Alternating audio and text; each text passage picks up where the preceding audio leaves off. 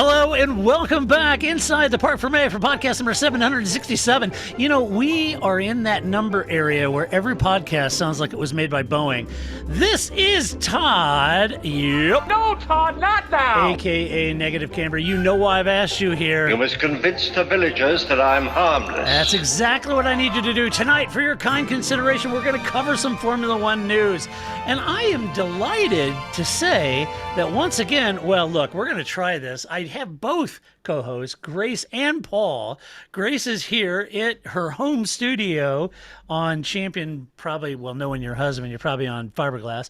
And Paul is a absolute champ. He's calling us from Daytona, where the number 23 Aston Martin will start from P6 at the Daytona 24. He is there in a hotel room. So I'm going to just caveat up front, folks. If it has some breakup, if it gets a little digital, if he stands up and he's in his underpants, if he loses the call completely, I apologize up front. But, you know, I'm of the mindset, folks, that my whole friendship with Paul is based off of this. I'll take Paul whenever I can get Paul. And that's the way he wants our friendship, isn't it, Paul? It is. But we want him with pants. Yeah. I do have pants on. Yes. Okay, or trousers. Just checking. Trousers. Whichever. You're right. They're two different things, but actually, they both go together, one under the other. Yeah, right. In England, right. Anyway. Right. Over here, that was a tough thing to get adjusted to. Yeah. The word pants, because that means underpants in England. Oh, nice pants! Like, whoa, easy. Whoa, man! Whoa. How do you know? Yeah, how do you know? And you know, I've even got any on.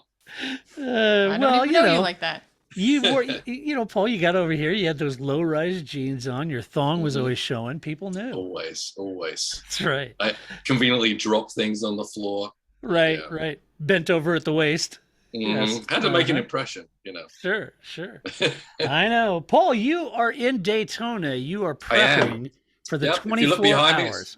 It's just getting a little dark outside. I'm right on the beach here. The Atlantic Ocean is right behind you, Paul. Right behind me, yes. That's right. And just 24 nautical miles out, you probably find a bunch of 1941 Corsairs or something that disappeared on a training exercise. Yes, very much so. Yes, so here for the 24, this is the longest stretch we do on the racing. So because we do the Raw before the 24, which is basically, used to be just a test session and used to be earlier in the month. Completely separate, but since the COVID thing, we kind of combined everything, and it kind of rolls from one week into the next. So we're technically here for 10 days of fun in a row. You know, it's almost seems fitting, Paul, because, you know, you and I have been to that race before, and it's like the longest night of ever. Right? It is. It's just cold too. Usually cold, right. Mm-hmm. And what was it? 2 years ago, you were spotting, right? And you were at the top of the circuit, freezing your backside off. Oh my God! It was sideways rain. Yeah. It was crazy. It was the year Alonso won the 24, but it was I was up there spotting for the Audi team at that point when Ian was driving and Roman DeAngelis made his IMSA debut, as a matter of fact. So it was brutal. But when you're in the hunt to win a race, you know, you just stick with it, right? So that's what I did. Right. So how did it go? How did this past weekend go for the 23 and 27? Went okay. I think we're in a fairly decent place. You never honestly know where everyone's at till the race starts. But everyone likes to all keep thinking about it anyway, right? Yeah. So obviously this year it's a little different when it gets factory teams as well, factory BMW teams, factory Corvette team. I'm really excited about racing against Corvette, actually. That's kind of fun. Yeah. Two different GT3 categories, GTD Pro with the all pro drivers, platinums, whatever you want, and factory teams, as I said, and then the GTD, which is very similar to last year, where you have semi-pro, silver drivers mixed in with pro drivers, and that's how they separate it. So the 23 car we've entered into the Pro Series, and the 27, which only ran 3 races last year, is entered full season in the GTD program. So who do you have in the 23 car as your 3 or your 2 or 3 so drivers? Full season is Ross Gunn and Alex Ramirez. for the full season. Then Maxime Martin is doing the longer races. Mm-hmm. And in the 27 car is Roman D'Angelo's doing all the races. Ian's backing up on the longer races, plus a to be selected driver going forward. But right now we've got Tom Gamble and Darren Turner as the two other drivers. Oh, and then for the sprint race, it's kind of weird, but Maxime is actually jumping over to the 27 car for the sprint race. Is going to drive with Roman there. So, surrounded by, he's a Belgium, so you're happy about that. And mostly everyone else speaks with an accent similar to my own, so that's fun. Yeah. It is Aston Martin after all. Well, it is. You got to have some British accent in there. Yeah, the Queen demands it. Really. Yeah, so. right. Yeah. Right. So it's a mixed bag. The 23 car ran pretty well. As you say, P6, there was a qualifying race, which I think we're going to be talking about qualifying races when we get to the Formula One stuff. So basically you qualify for a position, then you qualify, then you do the race, and that race position finish is where you're going to start the 24. So we ended up P6, could possibly be P5. I'll let you know later on, depending on things going on behind the Iron Curtain. A little BOP politics going on there? No, not BOP. There could be some adjustments. I'm just saying there was some emails going back and forth today about some things. So we'll see. But unfortunately, the 27 car ended up getting a clash with a BMW in the race. It had to start from the back because we had an issue in qualifying. Roman did a great job getting forward. Then a prototype ran him off the road. Which happens a lot. The LMP2 and 3 cars are full of very amateur drivers, but they're in very fast cars, so it's quite the ordeal out there. But he fought back again, and then Tom jumped in the car and had some cold tires, and unfortunately a BMW put his nose outside where he shouldn't have, and Tom couldn't get the car slowed down, so there was a clash and knocked the car out. So we're going to start on the back with the 27 car, but it's a 24-hour race. Yeah. We know what to do. Starting position doesn't really matter. It's a nice thing to put on your cap, but if you're not P1, then it doesn't matter, right? If you're not first, you're last, basically. Yep. Yeah. Right. And it's as you said, it's a long race. It's a long race, and there's such a strong driver lineup. I mean, the GT field is more than half of the entire field. So, I mean, there's a lot of competition out there. So even P6 doesn't sound great, to us. We were used to, maybe being a bit better, but it's really actually pretty strong considering the field. Yeah. Do you get the sense, Paul, with that new class that they have and sort of the changing where they went GT Pro and then GTD? Do you feel like there's a lot more interest now in the GT series than there is like LMP1 or 2? You feel like it's becoming a GT type race? It is right now. I mean, obviously we're kind of in a crossover with the prototype rules. So I think next year will be a little bit different. You'll see a lot more in the DPI side, with the Le Mans rules. And so it's kind of, that's in a bit of a flux. But the GT is super strong, right? I mean, even in these times, the field is massive. So the GT3 rules and has just drawn in a lot of manufacturer support and a lot of interest from a bunch of teams. So it's proof is in the pudding that the entries are there. So absolutely. Paul, last year it was easy for me to say, hey, if you're watching IMSA, if you're getting into IMSA, if you like Paul as much as we do, because his checks don't bounce and we're paid to like him. Grace and I are going to be cheering for the number 23 and 27. But Paul, it used to be easy for me to say, well, just look for the Aston Martin. But I can't say that anymore because I noticed there's other Aston Martins on that grid. And I'm thinking, okay, so Ian brings Aston Martin back to IMSA. And now everybody, after watching the success you guys had last year, feel like maybe Aston Martin's a good idea. Yeah, absolutely. Yeah, the Magnus team came on. They ran Acura's past couple of years, I think, and they definitely jumped on board. And as you say, our success kind of brought a lot of interest into Aston's. I think maybe even some more teams have interest maybe in the near future. So, and then AMR bring their factory support to the other team that kind of does a lot of races in WEC. So, so it's good. It's good to have them on board, honestly.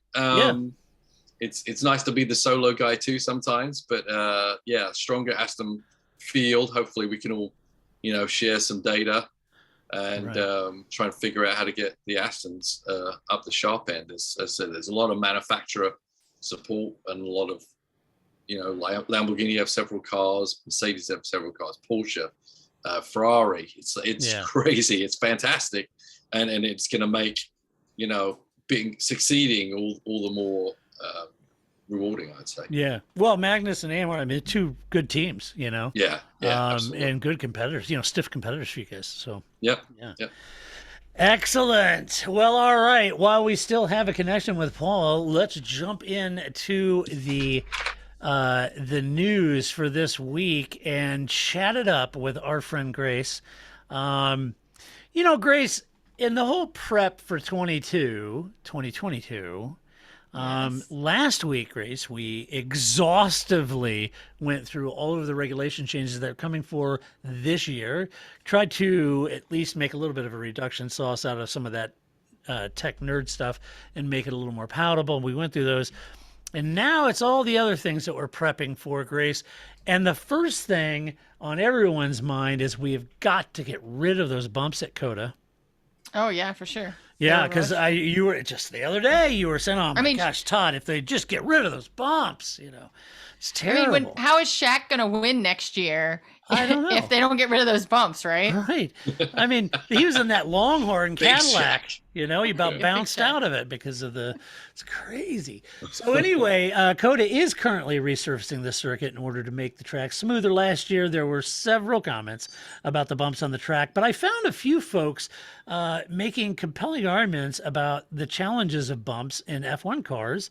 And I thought that's kind of interesting. I think I don't know if it was Ant Davison or PDR, one of them said, yeah, but that's the character of the track, and the Formula One cars can manage the bumps, yeah, it's not optimum. You'd like it glass smooth, but the bumps are what adds some of the character and challenge to it. And Paul, you've ran a few times around there, in anger.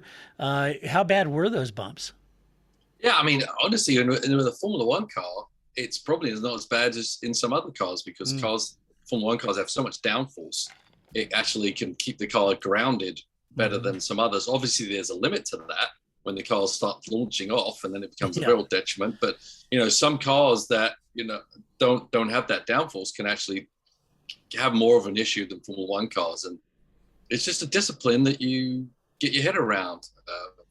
So some bumps can be vicious, like the inside bump at Sebring, if you remember that one. Yeah. Maybe the one at Sebring, the other one last turn Sebring as well. But I don't think the bumps at COTA or anything the F1 teams couldn't engineer around. And it is a discipline. And we're always talking about mixing it up a little bit. Well, once you start grading and billiards table smoothing the tracks, they become anemic in my mind and lose character. So I can see some play in there. It's always a tough situation, Grace, because the reason they're doing this isn't for F1. It's your boys over in MotoGP who said, one of them said, my gosh, this is the kind of track I practice my motocross on. It's unbelievable how bad the bumps are. Probably a little bit of exaggeration, but point being is that's why they're resurfacing it, Grace. It's a multi-purpose track used for multiple series, and the MotoGP riders said it's just untenable.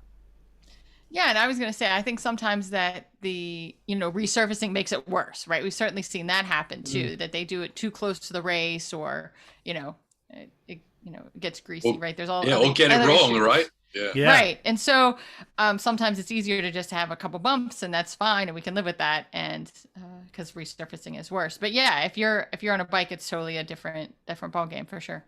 Yeah. It takes time, Paul, for those tracks and the asphalt, or what you might say in Kent, bitumen. But it takes time for that asphalt to off gas and those oils come to the top. And you remember that first year at COTA, they were all over the place. Skating rink, yeah. Yeah. And it's tough. And so they're going to resurface it this year. Now, thankfully, it's going to have all summer to bake in the Austin sun, which is probably good. But it'd be interesting to see because I think there's some groundwater, issues around there, Right. under the track. It's difficult to say that this is going to probably solve most of the bump issues. But as Grace brought up a great point, sometimes you can lay that new asphalt. Depends on how it cures and what happens. It could be wrong. Yeah. Or worse. They can get the process wrong and it just become a big solid mess, right? Yeah. And it depends how deep they go with the resurfacing, right? We know that initially it was because during that F1 weekend, the hellacious weather that you were at, yep, just groundswell underneath it just literally tore it up, and then just the ensuing year after year just got worse and worse.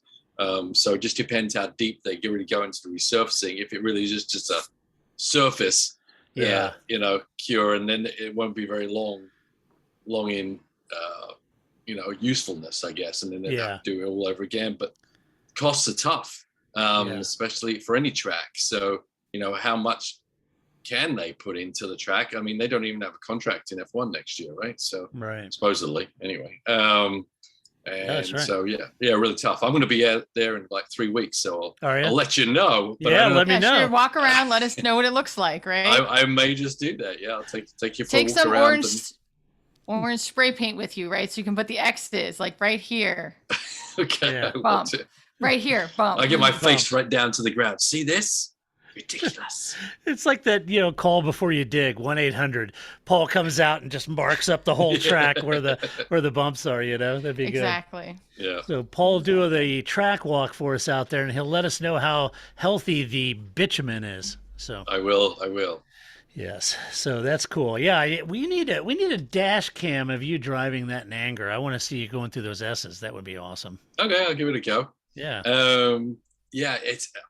You go to a track like, if you go to Charlotte, I don't know if Grace has ever been to Charlotte, or you, Todd, but I have.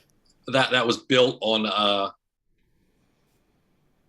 a dump, basically, right? So they built it on a dump, and then basically the dump starts moving around underneath it as things start getting crushed. And what used to be a flat road around the outside is literally a roller coaster.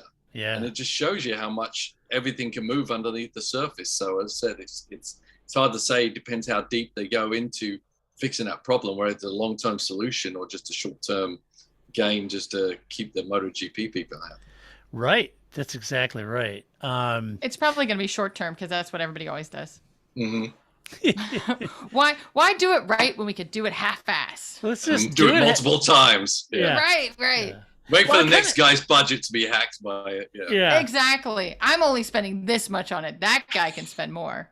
I kind of view it as Coda's way of saying, okay, we need to get a new F1 contract. Miami's coming in. All right, let's put some lipstick on this sucker and make it look a little nicer, So anyway, that'll be interesting. Well, not to be outdone, our friends down under. Get off now. They have decided that Albert Park needs a little reprofiling and a little fixing up, a little sprucing up down there. The Albert Park track in Melbourne has gone under a bit of a revision with the idea of improving overtaking. Now, there's a novel idea. Apparently, they are going to reprofile or remodel turns 9 and 10, as well as widening the corners. And bless you, Grace. Widening the corners. You're welcome. Widening the corners in order to increase apex speed, Paul. Which, as you know, being a professional racing car driver, they used to call you Paul Apex Speed Charsley. Yes, rolling speed. Yes. Now, is this the same changes they were going to make 3 years ago, and we're just readdressing it, or did they just come up with a new plan? That's a great question, Paul. I don't know if they're just executing on the plans that they were looking at 3 years ago or not. It's a great point. I just saw some aerial footage. I can't remember the news. Apologies to the news source outlet. I can't remember which one. They did have some photos of them repaving and profiling, and I can't remember if this is an all new iteration of what they felt needed to be improved or not. It may be, Paul, because they did say that they reckon that the new car's regulations and the way that the new car is supposed to work will do really well there. And so that's good. that the new car they felt may do well there. I think the new car might do there as long as it's not being driven by a tennis player. Named Novak, ha ha, hardy har har. So anyway, just gonna hope the race actually happens finally this time. Well, yeah, that's right. That's right. That's exactly right. Will it happen? Come on, Australia. Get yourself sorted. Let's go. Let everybody in. Come on. Yeah. I mean, come on, guys. Every insect, every mammal, every reptile in that nation literally wakes up in the morning to try to kill humans. And you guys are worried about the influenza COVID? Come on, guys. What's a virus? What's a virus? What's a pandemic compared to, the dingo that's trying to gnaw your foot off? Lighten up, Giant Francis. tarantulas. Yeah, lighten up, Francis. All right. So we got that going for us. So 2 tracks being updated that I know of, and Spa, by the way, going through some reprofiling changes. And I'm always a little leery on that one, Paul. Now, Maybe I some know. drainage. Yeah, maybe. Maybe. It's actually going to be under a dome. Yeah, that's it. Yeah. No, we're just going to make a big oval. No, I think I'm so torn on this because I get so edgy whenever they talk about messing with the mighty Spa, because I'm such a sycophant of that track. That's like my favorite track. And I keep getting worried they're going to go in and reprofile something that's just going to, not be good. And it was your brother that we've talked about it, but he told me that one time. He said, well, Todd, what makes Spa perfect is its imperfections. And I'd never heard that before. And I thought, well, that's brilliant, because that's exactly what makes it great. Now, having said that, I understand Antoine Hubert. I understand the dangers. I get all that. And you got to be safe about it. But boy, I hope they don't neuter that. Well, I mean, if they're neutering it just for Formula One, maybe they should wait. See how these new Formula One cars with lower downforce work. But yeah, true. I mean, every track has evolution. For me personally, I'm like, I would rather Eau Rouge not be flat, and I don't mind tightening up the entry to Eau Rouge to not make it flat in a Formula One car.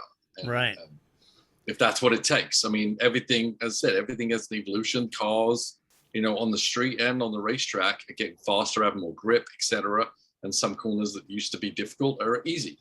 So what do we do? As you mentioned before, it's a lot easier to fix a track rather than change a whole racing series rules. So I feel so. I as long as they don't bastardize it and just completely take out a corner and reprofile it, I think there can be subtle adjustments to Spa that could possibly work. But I don't know what they're doing.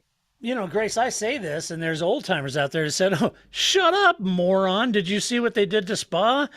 To begin with, it used to go all the way down to Stavolo. It was 8 miles long, and the kink and the master kink and all that. You're an idiot if you like the new track. They screwed it up years ago."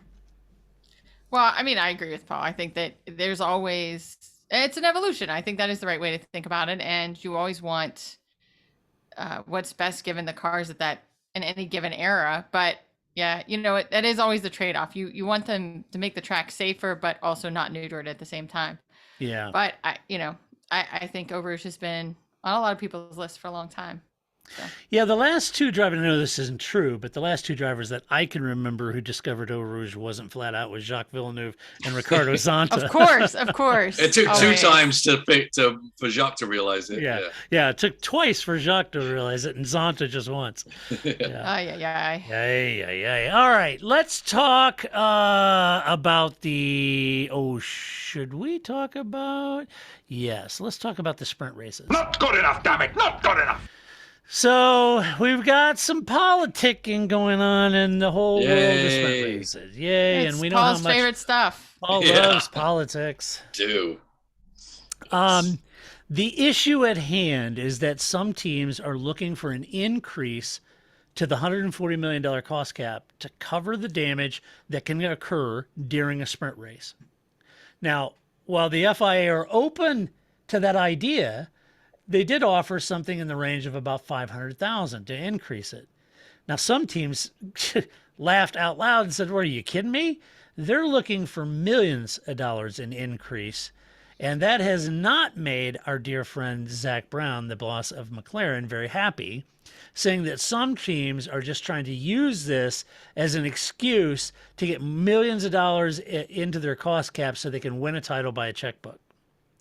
Now, the FIA have a way of, and this is just me editorializing, but the FIA have a way of making a rule intended to throttle back the expenses of F1, only to introduce something that works completely against that.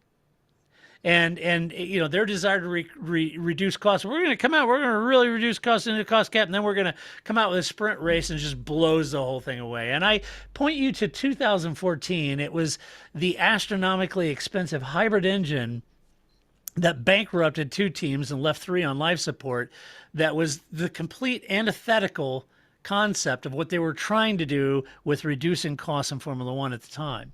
The way that F1 works with regards to rule changes, however, that rule changes within the year is that 8 of the 10 teams must agree or approve on the idea. Time is certainly of the essence here, and there is believed to be more than one team pushing hard for an increase, a big increase in the cost cap to cover the sprint races. If F1 is looking at a rule change, Mercedes, if F1 is looking at a rule change for the next year, only 5 of the teams need to agree, and Brown says that F1 should push for that first in 2023 before they address this. So interesting. Yes. So that's an interesting voting process. It is an interesting voting process. We all need to vote on next year, but the year after, only half. Some of you, right? Yeah, that's fair. I don't even understand that process. It probably like, well, I don't know, half of you probably wouldn't still be here. We're gonna bankrupt you. Yeah. Ferrari's just trying to figure out who else they can get engines to, so they get 5. Right. Right. That's exactly right. And it's always a big emotion. Yes, that's probably what it is. So, you know, look, there is a vote coming up, and it could scuttle the entire notion of sprint races in 22. If I'm honest, I don't know that I'm going to have to get out a box of tissues if that happens. My issue with the sprint race is this, and then I want to get Grace and Paul's take on it.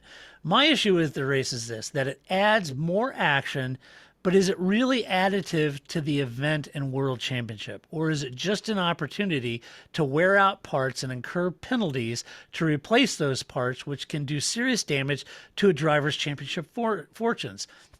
I still feel like the 3-engine rule for the entire year, 23 races, and now a host of new sprint races added to the calendar, I think that's an anemic number of power units to try to pull that off during a season.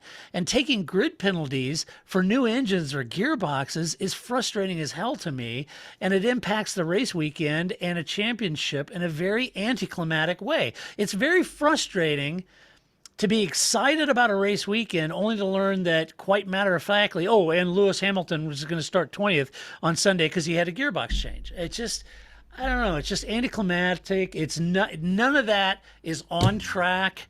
Nothing happens. Nothing happens. You know, it's just like, boom, you're, you know, back of the grid. I don't know. Those are my issues, but I don't know. Grace, let's start with you, and then we'll go to Paul. Oh, sure. First of all, I think these things really only help if you're at the track. So I think there's a versus being at home watching it on TV, and then versus what the teams experience. But I could see where if you are at the track, this does make Friday and Saturday and Sunday all equally interesting, and that you would be more willing to go to all 3 days instead of just 1 day. Because I realize that not everybody's like me, and that if there's cars on the tracks, I want to be there and I want to watch it. So yeah, I can see that part of it. But plenty of people watch the sport and never go to a race, or you only go to a race a couple times in your lifetime. It's not something that most people go to a lot of races. So I'm not sure that's the reason. I think if they're going to keep them, they have to increase the points. I just think Like, what do they get? Like, you get a point and a laurel wreath. Congratulations. Like, great. Right. So if you are going to keep it, it does need to have right, that they don't know what to do with, right? I don't know how you're shipping that to the next race, but I do think you'd have to change the structure of the points so that it does matter more. Or, as I've said all along, just have Brazil 3 times a year and then it'll be worth it. Paul, what do you think about the whole debacle? Well, first of all, I love Grace's microphone setup, but I keep expecting her to sing "Cold as Ice" for some reason. I don't know. You remember that video? It's cold as ice. Yeah, so I like that. So next time, Grace, I have a little practice on that. I don't know that anybody wants that, but all right, I'll try. For you, Paul, I do it. Thank you. There's a Def Leppard video with a mic setup similar to that too. Is that right? Yeah. I think also Tiffany one too, but I didn't want to throw that out there. Yes, no. That's nearly as horrific as qualifying races. Right. But so the little micro unto themselves, qualifying races sound great. Hey, more racing is great, right? Everyone wants to see more races, and on an event weekend, to get people there on a Saturday and they see a race, and then that's great. But yeah, as you said, the repercussions of that. And the penalties, because we all hate penalties. We hate engine penalties, gearbox penalties. Hate them. There's a lot of ongoing stuff. I say let's get rid of Paul Ricard and Russia, and then they'll make up for having more qualifying races and the engine allocation. Let's get rid of the boring races and just add a couple of qualifying races at the more exciting tracks like Brazil, like Grace was saying. So, it's... If they said they're going to stop qualifying races, I'm not going to shed a tear at all. I like the build-up of a weekend. I like the process into qualifying. I think qualifying can be exciting, and obviously leading into the race. I just like that the whole process that a weekend has transmuted to, with the qualifying format, etc. So culminating on Sunday with the race. It's a build-up, but I do get that. More racing is better, and to make that more interesting for people. But with the engine allocation, with all these other rules and repercussions from running longer, etc., it does make it difficult for teams with budgets to keep it all together, should we say? Yeah, I think that's exactly it. That's my issue with it too, Paul. If I'm honest, I'm at a race a weekend and I can see Formula One cars race on Saturday and Sunday. Yeah, sign me up. That's awesome. It's great. If I'm Formula One, and I want to be fair on this thing too. If you're Formula One and unbeknownst to you, you did this Netflix thing and now you've got all kinds of new excited fans to Formula One, and you can feel like, we've got to do something to increase the excitement, entertainment value, keep it more, exciting. We've got all these eyeballs now. We need to, it's up to us to keep them, right? And how do we do that? We need to create some excitement, some entertainment. They're living up to a tall billing from the series on Netflix, and that shouldn't enter into it. But I feel like, in some sense, they're trying to create more action, and there's nothing wrong with that. It's just that the rules and regulations, in my mind, are completely antithetical to doing what it is you want to do. If you want to have all those sprint races, then you're going to have to increase the number of engines, because you can't have more sprint races at the detriment of Lewis Hamilton's championship drive, or Max, or pick a guy, right?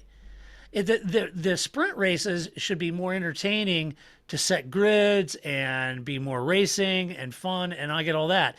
But if let's say it was Max and a sprint race and Max crashed and did damage, okay, well, that's on Max. But just running more mileage and having a gearbox change on Sunday because you didn't have enough engines or gearboxes allowed, and you did that because you're putting a hell of a lot more mileage and wear and tear and stress on that engine in sprint races, it's antithetical to me. Yeah, and only if those, used to be they could change a Formula One engine in an hour, right? Yeah, and maybe you get one more allocation of an engine gearbox that you only use during the qualifying races, and maybe that solves some of that. But it's just so difficult with the complexity of the cars. It is. That's a lot of work for everyone to do over a race weekend too. But as Grace said, make it more powerful if you're going to add it in. Yeah. It's nearly an exhibition race, and everyone, and I know from, just doing the Daytona qualifying race, it's like, before the race, we're just saying, just get through it, keep the car unscathed, keep it on all four wheels, finish the race, because ultimately we just need to get to the next weekend. And, maybe it's a false excitement to some degree if you're watching from the outside to what we're doing on the inside. We're just crossing our fingers, nothing bad happens, not necessarily that we win or lose. It's like top 5, top 6, cool, But that's a great point that Paul's making, Grace, in the sense that here he is in IMSA having sprint races, and they're saying the same thing that you're seeing out of the Formula One sprint races. Just do not crash the car. Just get through the race. Where we finish, we finish. Just get through it, because we don't have unlimited budgets. Paul's team doesn't have an unlimited budget, and even contrary to popular belief, with the cost cap, neither will Mercedes or Red Bull. So you got to wonder, if everyone is tiptoeing around on these sprint races, what are we really gaining here? Right. It becomes like watching, the All-Star game of basketball or the Pro Bowl in football, right? Yeah, woo! Yeah. Pro Bowl, you all get to go to Florida, you get to go to Hawaii, but that's it, right? That nobody watches that game. It's no never one cares anything. who wins or loses. Yeah. Right. Yeah. Whatever. So you don't want it to become that. And I think you do have to put more stakes in it so that it isn't just, the All-Star game on a Saturday. Yeah. And to do that, you put the stakes in. I think if you really want to see a race, you put those stakes in, like Grace said, add more points, add more weight to it, but completely separate it from the starting position on Sunday. Right. And then you can go for it, and it really doesn't have an ongoing repercussion for the big race for the big points. Right. Yeah, maybe it just needs tweaking. Go ahead, Grace. Yeah. I was going to say, maybe you could see some of the, the back marker teams putting more effort there, right? Like, so we always talk about how someplace like Australia, or if there's a new track added, like Miami, that you'll see the Williams, the back marker teams, not the big teams, put in more effort there because it's this one-off race that like Mercedes doesn't pay attention to, right? Mm-hmm. Maybe that's what you could see that becoming part of their strategy, is that if you can consistently, as Williams, pick up points at a sprint race, but never do well in the real race, in the big race, whatever, the Sunday race, maybe that becomes part of your strategy of where you focus. I just think it would be more, that would be interesting, as opposed to just the people in the seats get racing every day. Yeah. Here you go. Reverse grids from the real qualifying for the big race, and more points for the qualifying race, and just go for there it. You go. And turn them all the opposite direction. Let's just do it all in one There you shot. go. Yeah. No helmets. No helmets, sprinklers and gold medals. Sprinklers and gold medals. Throw it all in there. But I do think somebody needs to send an email to Nicholas Tombas that says, less Russia, more Brazil. Done. That's what you need to do for 2022. I like Problem it. solved. I like You're it. very bit behind Brazil. Right? Yeah, Like she's good Bom group dia. people. Well, Obrigado. really, it should just be less Russia. What track you put more of? That there's a lot of tracks that could be more of, but definitely less Russia, less power Yeah, cars. definitely. Paul, I bet you bump into some super cool Brazilians on that grid down there in IMSA. Yeah, absolutely. I've got Yeah. a lot of Brazilian fans that are super fast. Yeah, absolutely.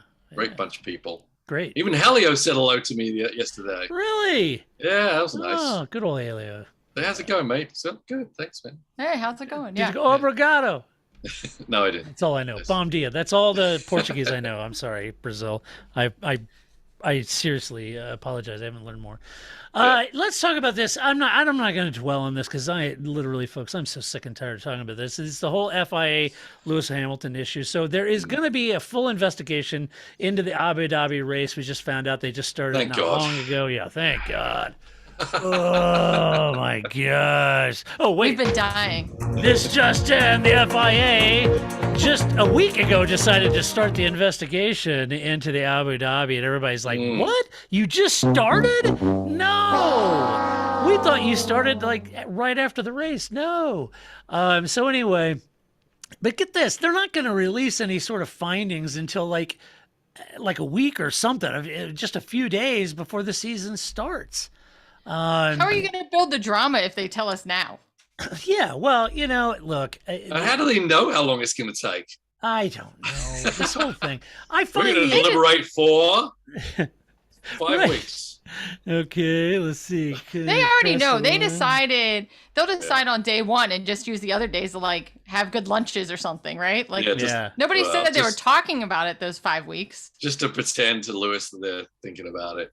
Yeah, no, we don't know yet, Yeah. Mr. Hamilton. No, we're still debating. deliberating We're on still this. talking about it. Yeah, all night. Yeah. Yeah. They've just been all-nighters, you know. I think I find that the entire line of thinking a little strange, as you know, this whole thing. Well, is Lewis going to come back? Oh, I don't know. Will he come back? I don't know. He's silent. Nobody said anything. Nobody's heard from Lewis. Oh my gosh. You know, has anybody found Lewis? What's happening? You know, what's going on? Where's Is he- Lewis? He's Yeah. buried underneath a Mayan temple. Somebody save him.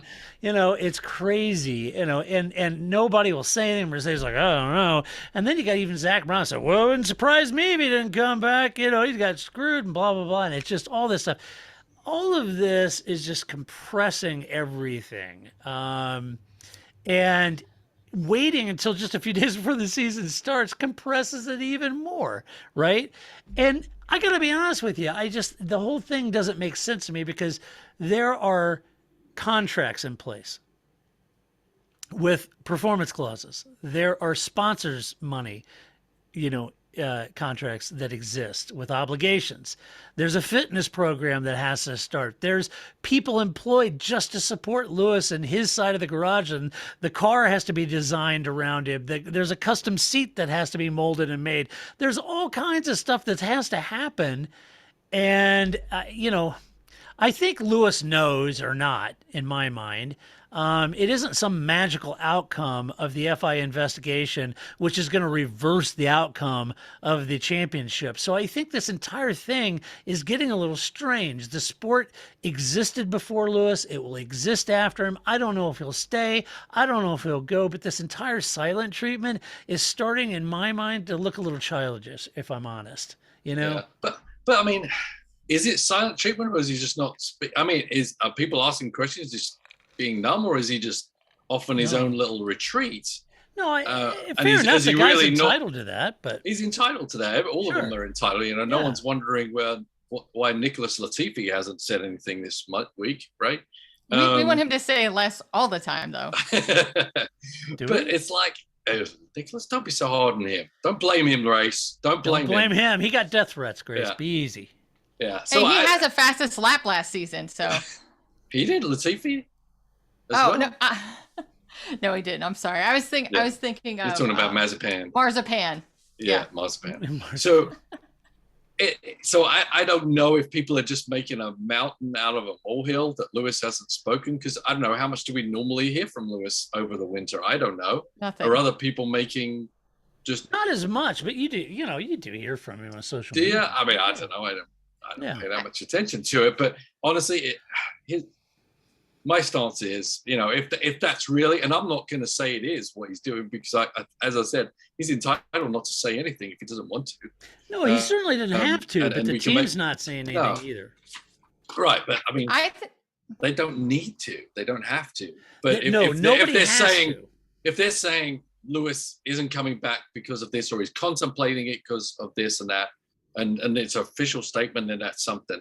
And in my opinion, you know, he's had a lot of good luck in his life, a lot of good luck with driving the right car at the right time. You know, we knew even through last season there was ups and downs where Max had bad luck. You know, like Silverstone, where you know he had contact with Lewis and ended up with 0 points, and Lewis went up winning. You know, there's ups and downs to every season and every race by race, and if he's and I get it's tough not to win your 8th championship, Yeah. you know, but if that's enough to tip the scale on you saying, to hell with this is my ball and I'm leaving with it, then I don't think he was really into the next season anyway. Because this is my point, Paul. I think with everything that has to be done now to prep for the season, there's a lot of stuff going on. And if you're waiting for the FIA said that they're not going to release the outcome of that until not long before the season starts. Right. So where are we right now? Right. I mean, at But this do point, you it's think- silly. But do you think that's a power move by them to leave it that late, that Lewis can't just kind of make his decision because of their decision? It wouldn't surprise me if the FIA left it that late on purpose. No, right. I feel like they are leaving it that late on purpose. I just and I don't want to say this is what Lewis is doing and that he's a crybaby because I don't know what he's thinking. But if he was really contemplating that it's this one event that obviously it was pivotal. It had an effect on him winning an 8th world championship. But I go talk to Felipe Massa, right? About a championship that he should have won. Talk to Senna and Jean-Marie Balest. You want to talk about getting screwed by the FIA? I mean, life is like this, right? We've all had things where we were done wrong, right? We pull up our socks and keep going. And as I said, he's had a lot of good luck. And I wanted to go through. I haven't had the time to do it, unfortunately. But I wanted to go race by race through that last season and see where did the luck tip from race by race. And I don't think it was all sided to Max Verstappen for sure. And yes, this happened at the end of the race. And I don't think it was manipulated. And a lot of people disagree with me, whatever. But as I said, whether it was or it wasn't, this still shouldn't be a pivotal choice point in Lewis Hamilton continuing his Formula One career or not, because I think if it was, then he wasn't fully committed to Formula One. But I'm saying he is because I don't know if there's any drama to him not speaking or not. I'm doing it in a much more ham-fisted way. That's my point. They aren't going to change the outcome. So you pretty much know what cards you're dealt. Now, right. All the media reports say, oh, no, they're waiting. And whether Lewis continues or not, it all really hinges on the outcome of the FIA thing, right? Does it really? I mean, your head's either in it or not. Yeah, they're not going to reverse the whole championship after. No, it ain't going to happen. What are you looking for? I mean, if they fire Michael Massey, is that some sort of big, okay, well, fine, then I'm coming. It's like, dude, either that 8th title means something to you or not. And in his mind, he's thinking, well, dude, if I'm going to get screwed every time, preventing me from getting the 8th, I don't want to do it. I get it. But at some point, somebody's got to be the grown up and say, the hell with it. Let's get on with the program. I'm going to commit to it. I'm going to go after it, hammer and tongs or not. Either your head's in it or you're not. Yeah. I just think that just because we don't know doesn't mean that they don't know. That's what I'm saying. It doesn't mean that the FIA doesn't know. That doesn't mean Lewis Hamilton doesn't know. Yeah. It doesn't mean that you know what I mean? Like, I just think that the FIA is dragging it out because, I mean, as we know, as we've been doing this for a long time, and there's this dead 6 weeks where there's nothing going on. And if this is what keeps everybody talking about Formula One for 6 weeks where there's nothing going on until testing, why would you answer that question, right? So I think they know there's no new data to be gathered at this point. Sure, they took some time off for Christmas and just like everybody else, right? You take some time off, you get back together, they got a new president. They know. And like you said, they're not going to redo the championship. They're not suddenly going to say, oh, just kidding. Giancarlo Fisichella, Kimi Räikkönen, you have to switch who won the race. That's not going to happen.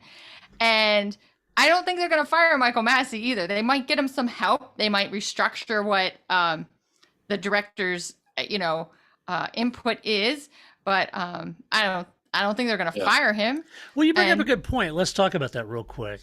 Massey, many people are calling for the resignation of Michael Massey or suggesting that this was a contingent for Mercedes and Lewis for dropping the appeal. I've read both those stories.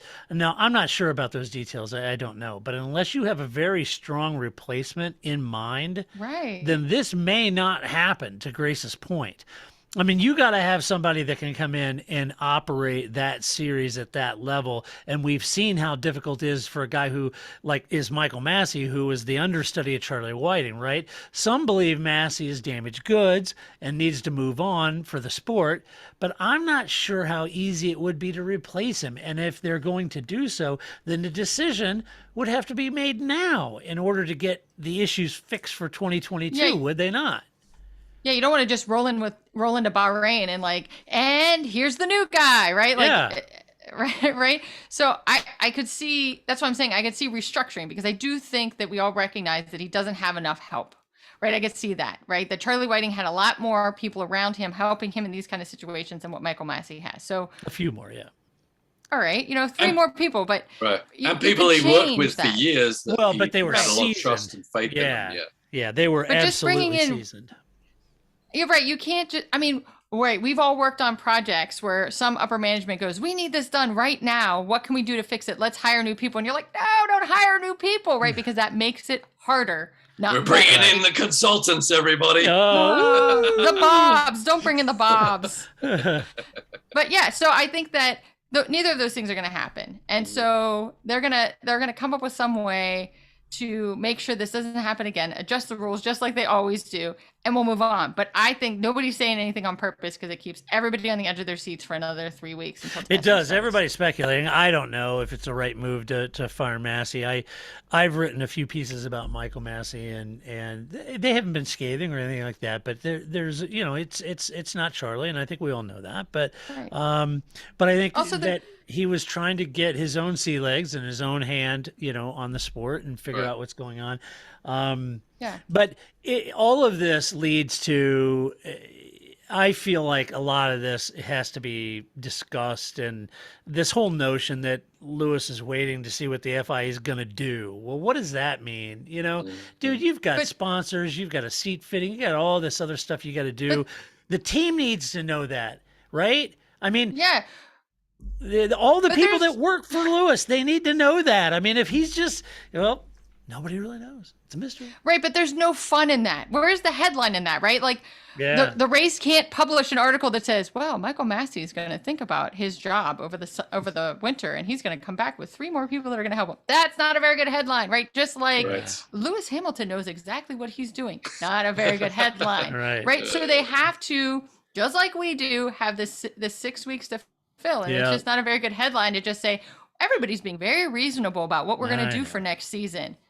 I know it doesn't make sense to me because obviously a lot of balls were hurled at the FIA because of the whole situation. Why are they trying to create a story? Honestly, if I was them, I would be like, nothing to see here, folks. Everything's sell down now. But all they really need you to do, say, hey, after reviewing certain instances that in 2001, here are our adjustments for 2022, and be done with it. But instead, by making these big statements, it's under review, we're not going to release, they're making themselves part of the TMZ group. I know. It's they could just say, after further review, the call on the field stands, and then just let it. As you guys saying, it's like, that's not going to change. No. So let's just not talk about that. I know. Let's just talk about, we had a review on that whole season, and we decided that this is our best way forward to fix some of the issues that happen. Not even defining what issue they're talking about, because it's not just one, right? Yeah. There's always there's more than one. There's a lot of moving parts. The last one that upset most people, or at the time, or the last one we remember. So I mean, there's a lot of things they could address and just say, hey, this is us moving forward, and that's it. But instead, by making these statements, it just kind of rips off the Band-Aid and opens the wound again. That's all. I know. Come on, Lewis. Get in there, Lewis. Just suck it up. Get in there and go after your 8th, man. That's what everybody wants to see, including you. Just stop it. All right. In condensed time, because I took longer on those 2 stories than I wanted to, I'm going to skip the next one, gents. You can't condense Paul Charsley. He'll talk as long as he wants to. I know he will. I was going to talk about the whole banning of the flyovers, but, ran out of time. What am I going to do? But this story, Grace, this one has legs. It's had legs for 10 years, Grace. Oh, gosh. Yeah, for 10 years, Grace and I have been talking about this. Now, in fairness, in the very beginning, back in 2005, when we first would hear a report about Audi or Porsche or VW coming to F1, we get all excited and we thought, that's cool, And it would never happen. Every year it was always, Audi's coming. Audi's looking at it. VW's talking to him. Porsche's talking to him. It's looking good. They're interested. No. Then the next year it's like, yep, Audi's talking to him. Not Porsche, but Audi's talking. No. It's just on and on and on. And it's been that way, folks, for 10 years that I can recall. And longer, actually. 15 years. Well, anyway... there's always rumors of VW, Audi, or Porsche getting into F1, and we went from being excited to making jokes about it at this point. But to be fair, the engine formula has to be right in order to lure any manufacturer into the sport, and even with their hybrid tech, which you think, well, yeah, that's right. No, Honda is leaving, or at least they said they're leaving because it doesn't feel that it's, quote, relevant to their engine program, which is code for it's too damned expensive and we want to get out. And so Zak Brown says that he himself has spoken to Audi. So we know this is true, that he's spoken to Audi because Zak said it, and you can write what Zak says on a rock. And it's his understanding, get this, that Red Bull had been speaking to Porsche. And while this happened, who knows? Maybe there is some legs to it. But McLaren said they're happy in the short and medium term, which immediately tells you that if VW does anything, this would be in the new engine formula, which would be 2025 and beyond. So if you were awful excited, Grace, that you were going to see the 4 rings in Formula One, even if they even would think about doing that, it would be probably 2025. Yes. I just wanted to know, since every story we've talked about, Zak Brown has had some input on, are we not going to cover the flyovers because Zak Brown doesn't have something to say about that? I know. You know, it reminds me of the that. only story. What was that, Head and Shoulders? I was watching my Chiefs win, woo, last night. Who's the player with the real long hair and the Head and Shoulders? And he says, I'm never not working. And everywhere Mahomes went, he was there working, you know.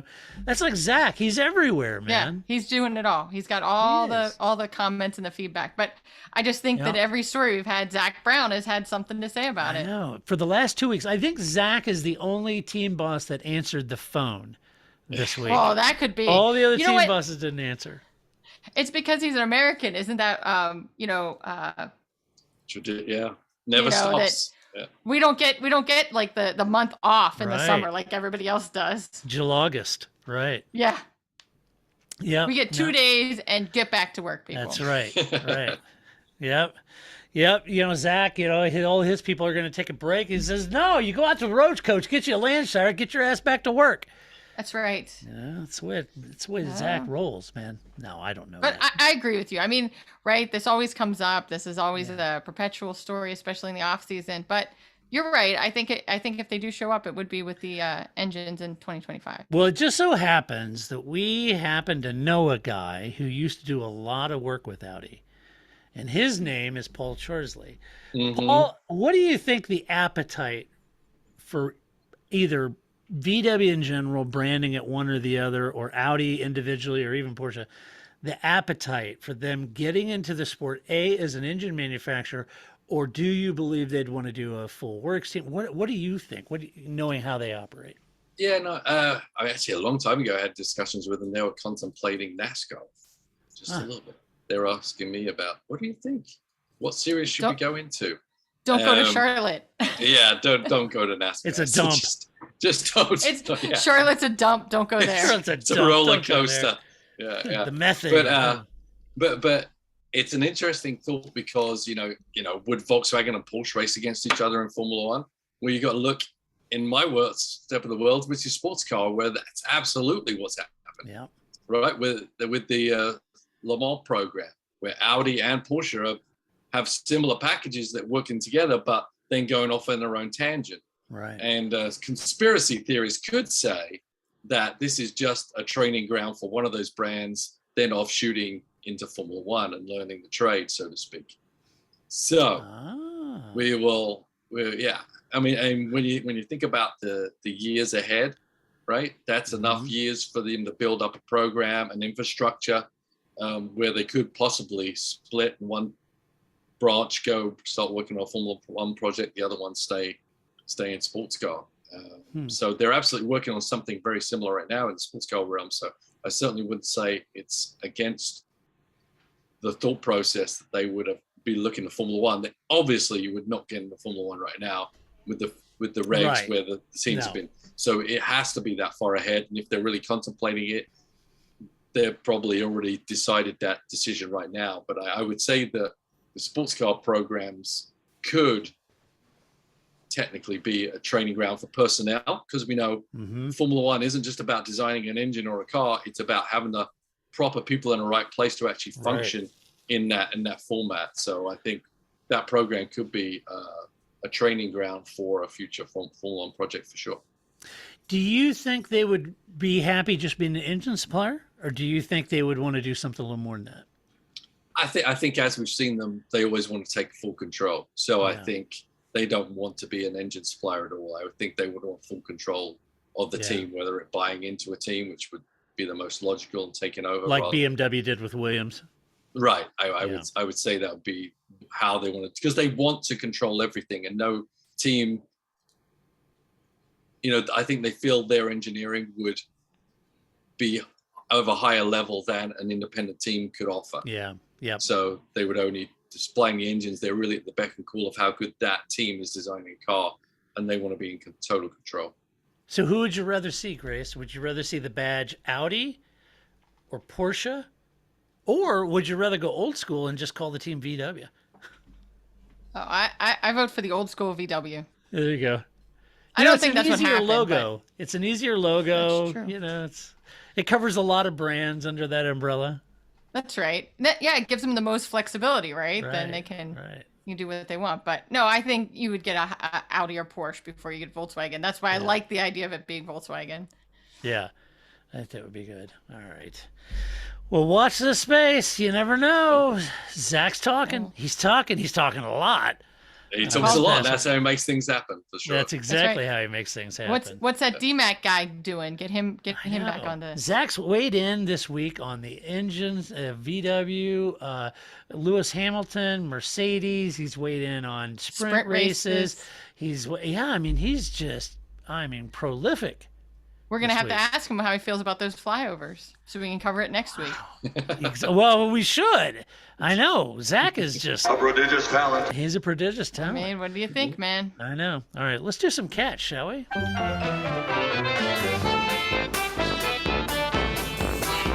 Yes, the little Albon's cats. Grace, you got any Albon's cats for us this week? I do. So as we know, this is the week that That's my dog. Sorry. Working from home. I know, right? That happens every year, where I think this is the year that I'm going to actually watch the World Rally Championship, and I watch like the first two races, and then I don't watch the rest of it because I get stuck in watching MotoGP and Formula One, and Rally falls off my radar. But since I'm still in the early spot of Rally Monaco, Monte Carlo, I'll watch it. I'm going to watch WRC this week. I just wanted to give a little shout out to, that spry 47-year-old Sebastian Loeb for winning. Way to go. So he's running. Yes. Right. And they pointed out that he has victories in all in three different decades. I'm like, I don't like this when people point out stuff like that, because I don't really feel old until people point out that stuff. And I'm like, I'm old. Yeah. But so he won. He's only doing a couple rallies this season, so because I think he's still doing the Lewis Hamilton, Nico Rosberg, whatever the Extreme E or whatever it is. Yeah, that's it. I was like, I kept thinking electric. That's not it. Extreme. Yeah, I think he's still doing the Extreme E for Lewis Hamilton, so his team. So that happened, and then his co-driver Isabella Galamici, who is 50 years old, and she's the first woman in a long time to also be on a winning team. Wonderful. So shout out to them for that. Here, can I just do that?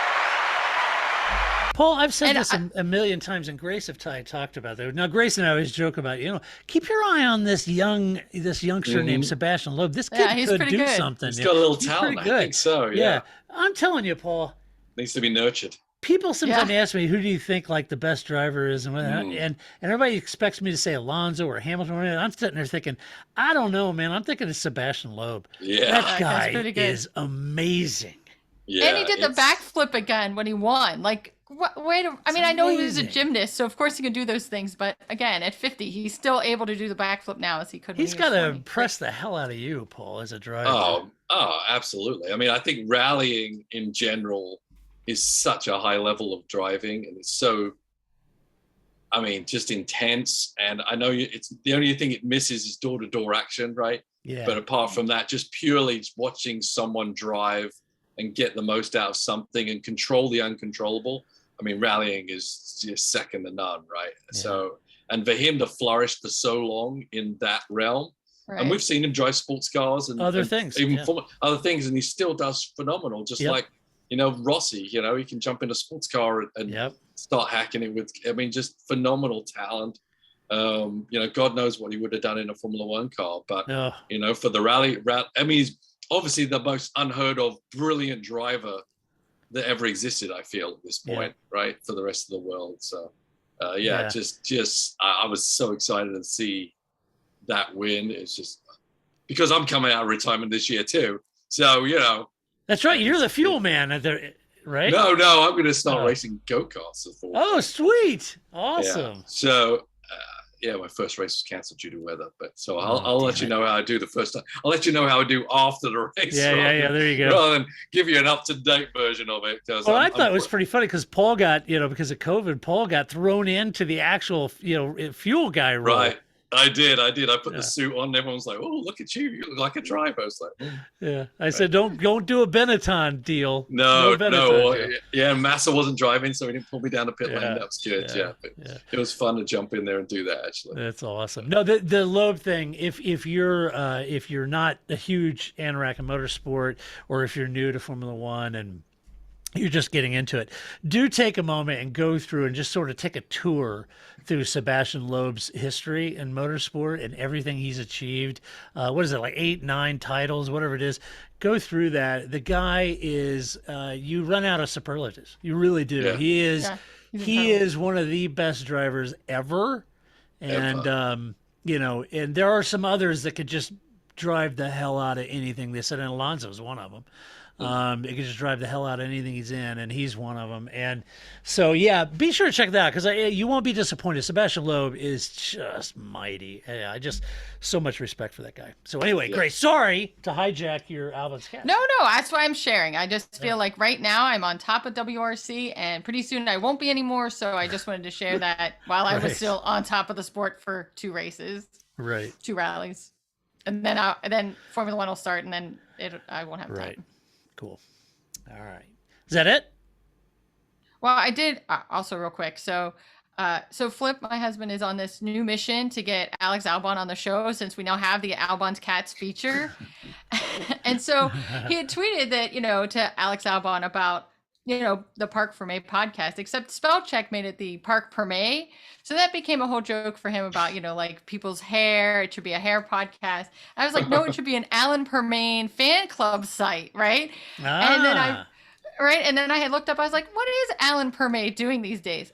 He's still at Renault. He's never left Renault. No, I was just really impressed by, he's been there for like 700 years. So right on Alan Permain. And so I think if we ever wanted to branch off, we could have, like Positive Camber doing the Alan Permain, Parc Fermé, fan club podcast.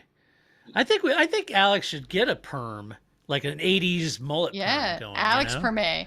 The mullet's coming back, man. Yeah, there you go. Really? We will know that's true when Paul has one. That would never happen. It's Garner Mishew's fault. That's what brought it back. So damn it. Who's fault? He's the quarterback for Florida. Garner Minshew? I don't follow baseball. Football. Nobody follows baseball. There was one. Yeah, right? Nobody knows. Whatever. What? It happened. It was here. It was gone. Paul's like, help me, Tom Cruise! You don't know what's going on. I don't know. It's fine. It's not cricket, right. Paul. Gotcha. So anyway. Nobody knows anything about cricket either. Yeah, it's fine. Right. All right. I'll teach you one day, Grace. All right. I look forward to it. All right. Are you done, Grace? Yeah, I'm done now. All right. Is it time for my Todd's No Shit headlines? Yeah. Yes, evidently. Okay. You're in control. Breaking news. I'm going to read headlines. That's right. This is my No Shit headlines. I think there is some Zak Brown in here. This podcast brought to you by Zak Brown's Zak mother. Brown. It's Zak Brown and the Zak Brown Dancers. It's like a 1960s Las Vegas lounge act going here. All right, so here it is. First headline. You guys are gonna love this. This is so good. The underestimated leader of McLaren's F1 revival. Oh, mine. It's not. Nice, Ron. It's not Ron. It's all about Zak Brown. Mm-hmm. So there's more Zak Brown that you can shake a stick at. Who's underestimating him? I don't think Nobody. That's what I thought. think that was a hilarious. joke. Yeah. Yeah, it's boy. like they underestimated. Who's underestimating Zak Brown? He built It's not JMI, like and the guy is super good guy. I mean, He's been at the team for like 5 years. It's not like, it's not like Yeah. he's some new dude that we've never or that has no motorsports history or just rolled into McLaren. Like, yeah, he's I been know. there for a while. I think it's going to like the underestimated fuel guy of Heart of Racing's revival. That's That- right. That's that right. could be. See, That guy. Mhm. I already said you're going to shave seconds off of those pit stops, Paul. Well, I can't do that. We've got a penalty. Oh, So, damn. All right. I just Fair can't screw enough. it up. That's all.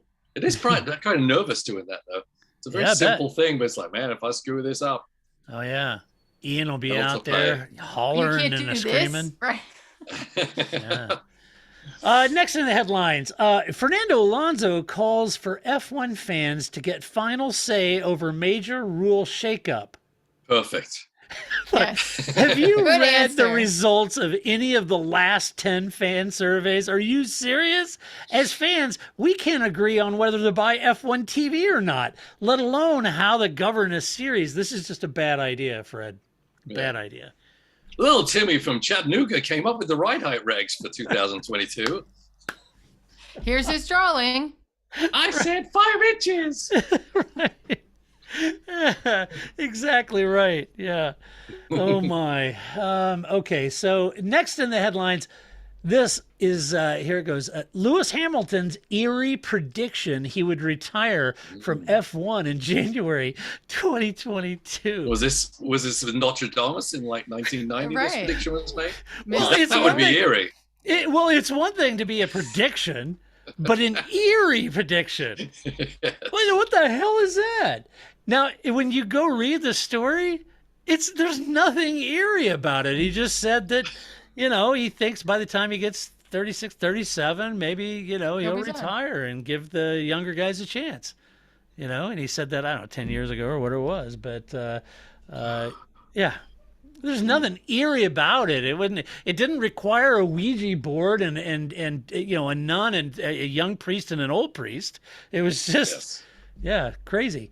Let's see next up. Max Verstappen rips Mercedes boss Toto Wolff with a cheeky Michael Massey joke. Ooh. What? Wait, Thanksgiving? Well, Paul, those Michael Massey jokes are a hoot, aren't they? Hey, two Masseys walk in a bar. They're just a hoot. So it That's great. was a Michael Massey joke. Boy, you went a What- mile so for what that was the- headline. I Did don't they even share the know. I don't joke? even read it. I know. I'm sure they did. I'm not reading it. I'm just doing headlines. That's the fun part, reading it. I did read the Eerie one because I was like, oh, come on. Are we taking creative license with the word eerie? What did he do that was eerie? Woo, what is he, a skinwalker? What's going on? I want to know what the joke is. Yeah. You have to go read that one. See, Wait, how do you make a clickbait, Michael Massey clickbait. joke? Who knows? Who knows? Next up, Lewis Hamilton fired warning by Australian Grand Prix chief after Novak, how do you pronounce this? Djokovic, debacle. Lewis Hamilton fired warning by Australian GP chief after Novak ooh. debacle. What was the Why? warning? It wasn't just to Lewis. He just said that all the drivers have to be vaccinated before coming. Oh. Not clicking. I know. Why would you? That's your warning, young man. Yeah, That's why would you right. single Lewis out? Look, no, it wasn't just Lewis. It was all the drivers. Lewis happens to be a driver. So when you really want the SEO machine to really that attaching Lewis Hamilton's name gives your story, then this is what your headline looks like. Just make it about Lewis and everything is fine. So there you go. Well, especially because it's not like he's like Aaron Rodgers or something out there talking about it. Like, that's what makes it seem so weird. No. Like, Lewis has never said He a hasn't word said about anything. it. No, he Right, hasn't said a so- word since Abu Dhabi. Why would you call him Right. out? Right. So that's, Yeah, it's not, it doesn't make any it's not sense. somebody, he's not Kyrie Yeah. Irving or somebody that you would want Right. to, point that out. Right. Oh, okay. Let's see. whatever. Finally, Hill claims Max Verstappen will be unsatisfied with the manner of his Formula One title triumph. I don't know what it is with love that David guy. Hill, dude. He has become like that Billy largemouth bass thing. Anytime someone walks by, hello, I hear you. He just starts talking, and it's like, did you call Max? Did you ask him if he was upset about his title? Did you? I don't know. Weird. Yeah, he just like Strange. flops up and goes, "Let me tell you about Michael Schumacher." Yeah, my arch rival and Michael's fiercest competitor. Yeah, Right. Not so much. All right, let's do some mailbag. You've got mail. All right, Paul, ready? Miles asks, with the new regulations bringing the current era of Formula One to a close, where do you rank this era from an entertainment value against the other recent eras? I think of the previous eras, like the current 1.6 hybrid era, 2014 to now, or the 2.4 liter V8 era, 2006 to 2013, or the V10s from 2000 to 2005, or the 3 liters, 1995 to 99, or the electronic gizmos of 89 to 94. Where do you think that ranks in those eras? And by the way, Entertainment? Miles, it's a good ranking around those engine formulas. Yeah. I don't know. I think the V12, V10 era was just staggering, Yeah. you know, and I liked it when they had the mixed engine formulas, you know, with the V8s and the V10s, the V12s. I think that was my favorite. If you want to look at engine formula for entertainment, I mean, the Scream, just how that affected, you know, the different designs of the cars and how they were driven from one track to the next was pretty entertaining, I would say. Yeah, I would too. I really enjoyed that. You know, the V10 era, as you've got it labeled, 2000, 2005, that was pretty much Ferrari. And so a lot of people wouldn't pick that unless you were a Ferrari fan, then you would. But even those 3 liters, 95 to 99, Grace, with McLaren being so strong, there was a lot of great racing in there between Schumacher and Hakkinen. That was pretty entertaining. So basically, we're all for any era but 2014 to now. Yeah, my problem is it may have gotten kind of exciting this year because Max has actually taken the fight to Mercedes, but beyond that, it was an absolute clubbing by Mercedes with the hybrid, and it hasn't been my favorite era for sure. And I'm certainly on record of not being a huge fan of the hybrid engine because it's too expensive. And when it was too expensive, then you have the haves and the have-nots, and you can't. They're never going to make any ground on them. So, anyway. But it's a great question. I'm kind of with Paul, though. I kind of think that era was just stunning. That was a stunning era. So anyway, all right. Kyle Ferris asks, hey, all. This question is for whomever is on the panel. Well, Kyle, as fate would turn out, all 3 of us are on the panel this week. He said, first of all, love the podcast and all you do. Well, thanks, Kyle. Appreciate you listening, as always. Throughout the Twitter swamp, there are loads of bickering fans going back and forth about who the F1 GOAT is. Hamilton, Schumacher, Mazepin.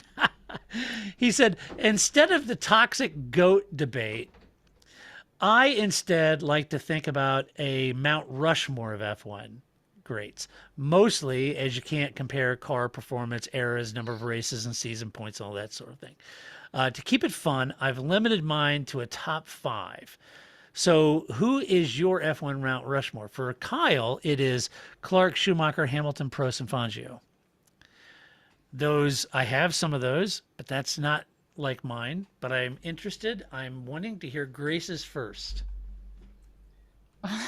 I was hoping you guys would go first, and I could just like add, because I feel like you guys have been watching longer and have more people on your Mount Rushmore than I do. So I think Schumacher would definitely be on there. I think we can all got that right.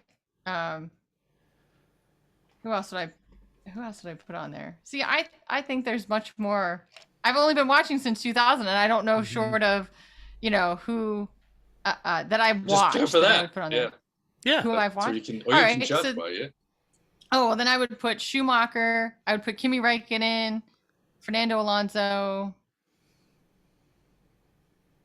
All right, those 3 came real quick. Hamilton. Yeah, you're right. Hamilton for sure. Is Lando too young? Ralph Furman. Christian Albers. Zolt Bumgarner. Nick Heidfeld.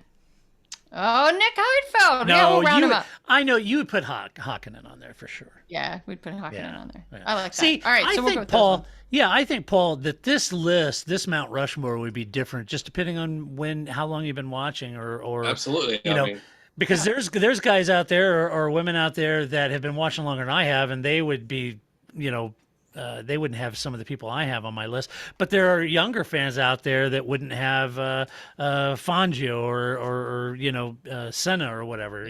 well, you were the only one in this group that saw Fangio drive, so I don't know. Yeah, right. Yes, exactly. All right, Paul, give me your Mount Rushmore. Okay, I'm going to go with Senna. Mm-hmm.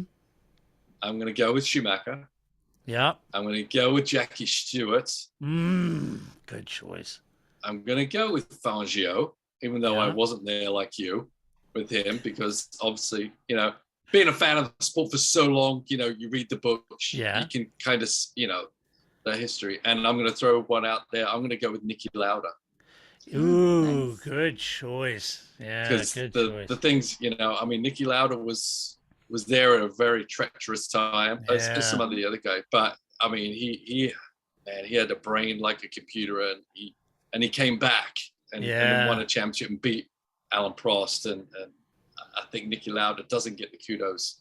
He never gets really included in that group, but That's so true. That's so true. I thought you said, well, I've got an interesting one I'm adding, and Nikki Lauda is obviously who you met. I was thinking maybe you go with Gilles Villeneuve or something, but that's awesome. Yeah, that's great. All right, my Mount Rushmore is this: Nuvolari, Clark, Fangio, Senna, and Schumacher.